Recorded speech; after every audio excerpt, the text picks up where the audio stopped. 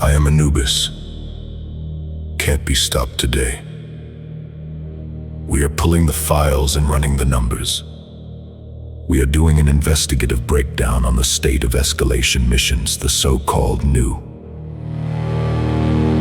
prototype gear that launched on April 2nd with Year 8 Season 1, and the absolute casino that the developers have turned the end game into. Grab your gear, lock your loadouts, because it's time for some hard truths. Let's get straight into it. We need to have a serious talk about how garbage it is that the Division 2 developers are just recycling old concepts and trying to sell them to the hardcore community as new endgame content.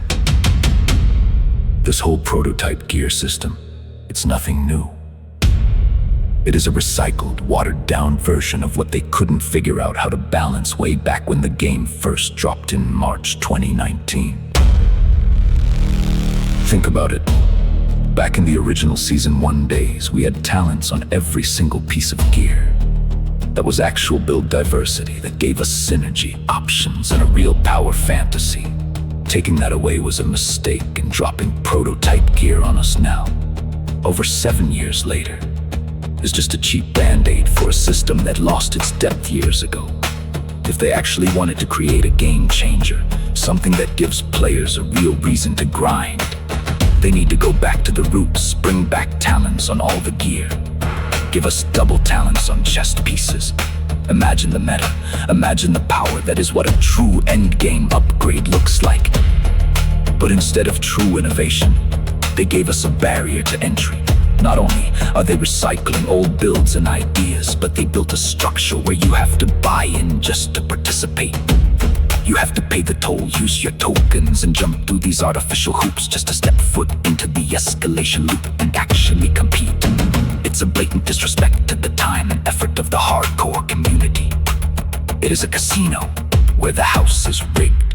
And here is the absolute kicker. Let's say you do buy in. You pay the cost, you sweat it out, you survive the modifiers without wiping, and you push all the way to level 10. You beat the hardest content they have to offer, and you finally get the drop rate to trigger for a prototype piece. What do you get for your blood, sweat, and tokens? Garbage. It is still rolled like absolute garbage. The gear that drops at level 10 is trash all the way around because of the recalibration. Lock-on prototype drops from missions. You cannot optimize it, and you cannot swap the attributes. If you get a prototype chest with health and health regen instead of weapon handling and crit damage, it is dead on arrival. You are risking it all in a high-stakes system, and the game rewards you with locked-in trash at the highest tier of the game.